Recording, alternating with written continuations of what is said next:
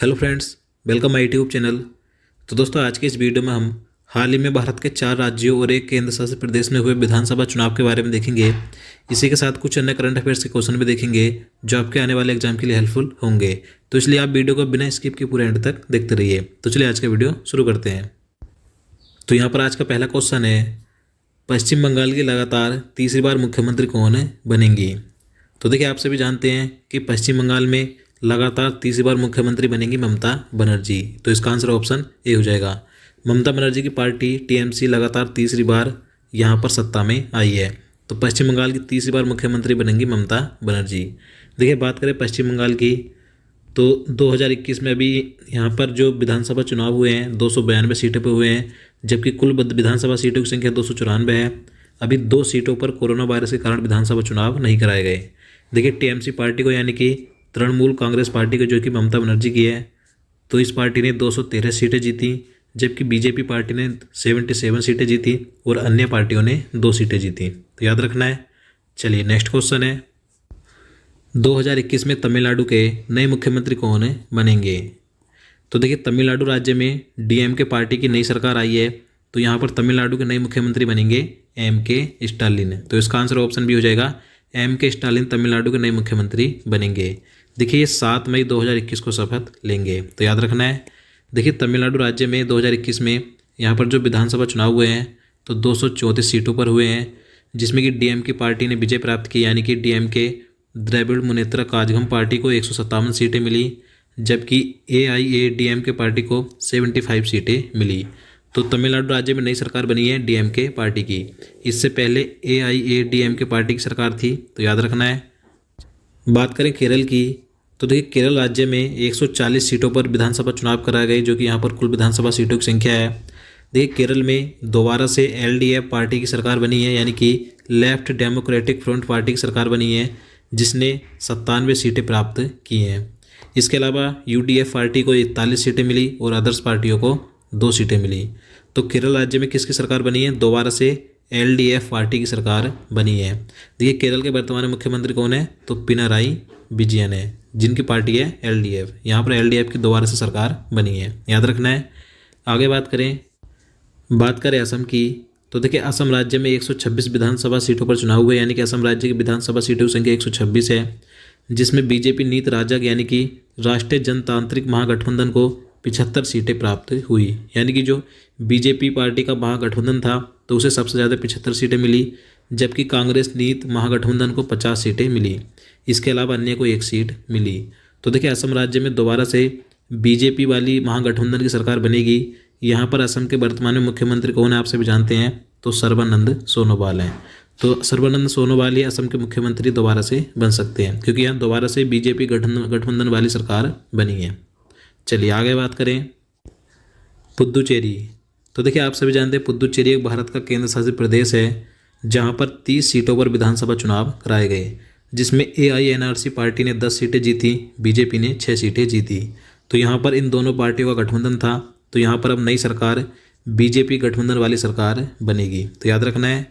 और देखिए, DMK party ने 6 सीटें जीती और कांग्रेस ने 2 सीटें जीती। यहाँ पर इन दोनों पार्टियों का गठबंधन था, जबकि अन्य को 6 सीटें मिली। तो याद रखना है कि पुद्दुचेरी में नई सरकार बनेगी बीजेपी गठबंधन वाली सरकार। अभी देखिए, मुख्यमंत्री बनना तय नहीं हुआ है कि कौन बनेगा। जैसे ही होगा मैं आपको अपडेट करा दूंगा। तो आप चैनल के साथ जुड़े रहिए, चैनल को सब्सक्राइब कर लीजिए। चलिए नेक्स्ट क्वेश्चन देखते हैं। अब देखिए, कुछ करंट अफेयर से क्वेश्चन देख लेते हैं। तो क्वेश्चन नंबर 3 है, प्रधानमंत्री नरेंद्र मोदी जी ने पीएम केयर फंड के तहत कितने पोर्टेबल ऑक्सीजन कंसनट्रेटर्स की खरीद की मंजूरी दी है। तो इसका आंसर ऑप्शन बी हो जाएगा, 1 लाख। तो देखिए, पीएम केयर फंड के तहत 1 लाख पोर्टेबल ऑक्सीजन कंसनट्रेटर्स खरीदे जाएंगे, याद रखना है। देखिए, बात करें पीएम केयर फंड की, तो देखिए, पीएम केयर फंड की स्थापना प्रधानमंत्री नरेंद्र मोदी जी द्वारा 28 मार्च 2020 को की गई थी। इसकी स्थापना के पीछे मुख्य उद्देश्य है भारत में कोविड-19 महामारी से निपटने के लिए वित्त की व्यवस्था करना था, यानी कि पैसे की व्यवस्था करना था। देखिए, पीएम केयर फंड का पूर्ण रूप प्रधानमंत्री की नागरिक सहायता और आपातकालीन स्थिति निधि में राहत है। तो याद रखना है। चलिए नेक्स्ट क्वेश्चन देखते हैं। चांडलर गुड गवर्नमेंट इंडेक्स, यानी कि CGGI 2021 में भारत की रैंक क्या है। तो इसका आंसर ऑप्शन डी हो जाएगा, 49। तो देखिए, चांडलर गुड गवर्नमेंट इंडेक्स 2021 में भारत 104 देशों में से 49वें स्थान पर है, जबकि प्रथम स्थान पर है फिनलैंड। याद रखना है। और देखिए यह सूचकांक 104 देशों के सरकारी क्षमताओं और परिणामों को वर्गीकृत करता है। तो याद रखना है कि इस इंडेक्स में भारत 49वें स्थान पर है। चलिए नेक्स्ट क्वेश्चन है, निम्न में से किसे सीमा सड़क संगठन यानी कि BRO की पहली महिला कमांडिंग अधिकारी नियुक्त किया गया है? तो देखिए महत्वपूर्ण प्रश्न है। तो इसका आंसर ऑप्शन ए हो जाएगा, वैशाली हिबासे को। तो देखिए वैशाली हिबासे सीमा सड़क संगठन की पहली महिला कमांडिंग अधिकारी नियुक्त की गई हैं। तो इनका नाम महत्वपूर्ण हो जाता है, याद रखना है। देखिए बात करें सीमा सड़क संगठन की, तो देखिए इसकी स्थापना पंडित जवाहरलाल नेहरू जी ने 7 मई 1960 को की थी और इसका मुख्यालय नई दिल्ली में स्थित है। याद रखना है। नेक्स्ट क्वेश्चन है, निम्न में से कौन सा खिलाड़ी IPL में 50 अर्धशतक लगाने वाले पहले बल्लेबाज बन गए हैं? तो इसका आंसर ऑप्शन सी हो जाएगा, डेविड वार्नर। तो देखिए डेविड वार्नर ये सनराइजर्स हैदराबाद के कप्तान हैं, जो कि IPL में 50 अर्धशतक लगाने वाले पहले बल्लेबाज बन गए हैं। तो याद रखना है।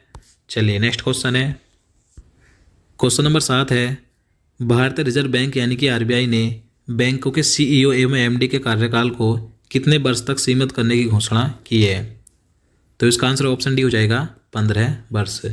तो देखिए RBI ने बैंकों के MD और CEO का अधिकतम कार्यकाल 15 वर्ष तय किया है। 15 वर्ष तक ही वह अपने पदों पर रह सकते हैं, इससे अधिक नहीं रह सकते, यानी कि अधिकतम जो कार्यकाल है वह 15 वर्षों तक ही रहेगा। इसके अलावा बैंक के प्रमोटर या प्रमुख शेयर धारक 12 साल से ज़्यादा नहीं रह सकते। तो याद रखना है। चलिए नेक्स्ट क्वेश्चन देखते हैं, निम्न में से किस राज्य सरकार ने श्रेणी वन में पहले स्थान का पंचायत पुरस्कार 2021 जीता है? तो इसका आंसर ऑप्शन बी हो जाएगा, उत्तर प्रदेश राज्य सरकार ने। तो देखिए उत्तर प्रदेश राज्य सरकार ने प्रथम श्रेणी में यानी कि पहली श्रेणी में पहले स्थान का पंचायत पुरस्कार 2021 जीता है। तो याद रखना है। और देखिए उत्तर प्रदेश के मुख्यमंत्री कौन है, आप सभी जानते हैं, योगी आदित्यनाथ हैं, और राज्यपाल आनंदीबेन पटेल। चलिए अगला क्वेश्चन है, दुनिया के सबसे शक्तिशाली मौसम जलवायु परिवर्तन पूर्वानुमान सुपर कंप्यूटर के निर्माण की योजना किस राष्ट्र की है? तो इसका आंसर ऑप्शन सी हो जाएगा, ब्रिटेन की। तो देखिए ब्रिटेन ने योजना बनाई है कि वह दुनिया का सबसे शक्तिशाली मौसम जलवायु परिवर्तन पूर्वानुमान सुपर कंप्यूटर का निर्माण करेगा। देखिए इसके लिए ब्रिटेन सरकार 1.2 बिलियन पाउंड निवेश करेगी। तो याद रखना है। चलिए नेक्स्ट क्वेश्चन है, क्वेश्चन नंबर 10 है, चीन के पहले मार्स रोवर का क्या नाम है? तो देखिए चीन के पहले मार्स रोवर यानी कि मंगल रोवर का नाम क्या है? तो झुरोंग है। तो इसका आंसर ऑप्शन बी हो जाएगा। और देखिए आप सभी को ध्यान होगा कि चीन ने 23 जुलाई 2020 को तियानबेन वन मंगल मिशन लॉन्च किया था। चलिए आगे देखते हैं, बार्सिलोना ओपन क्ले कोर्ट में किस खिलाड़ी ने अपने करियर का 12वां बार्सिलोना ओपन खिताब जीता है? तो इसका आंसर ऑप्शन सी हो जाएगा, राफेल नडाल ने।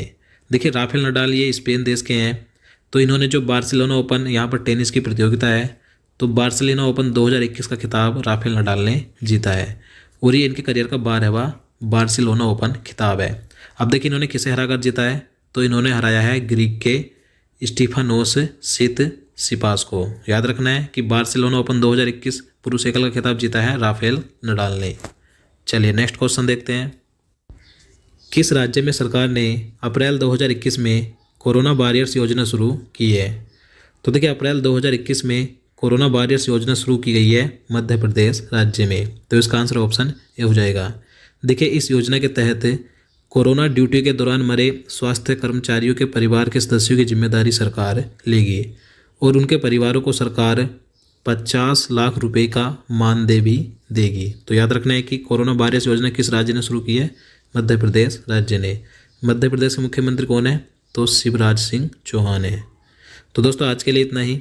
उम्मीद करता हूँ आपको वीडियो पसंद आया होगा। अगर आपको वीडियो अच्छा लगा हो, आपके लिए हेल्पफुल हो, तो प्लीज़ वीडियो को लाइक और शेयर करना, साथ ही चैनल को भी सब्सक्राइब कर लेना। और दोस्तों अगर आप किसी भी टॉपिक पर वीडियो चाहते हैं तो आप नीचे कमेंट बॉक्स में बता सकते हैं। और यहाँ पर आपको लास्ट में प्लेलिस्ट विजिट करके आप किसी भी टॉपिक पर हमारी चैनल में जाकर वीडियो देख सकते हैं। तो चलिए मिलते हैं नेक्स्ट वीडियो में। जय हिंद, जय भारत।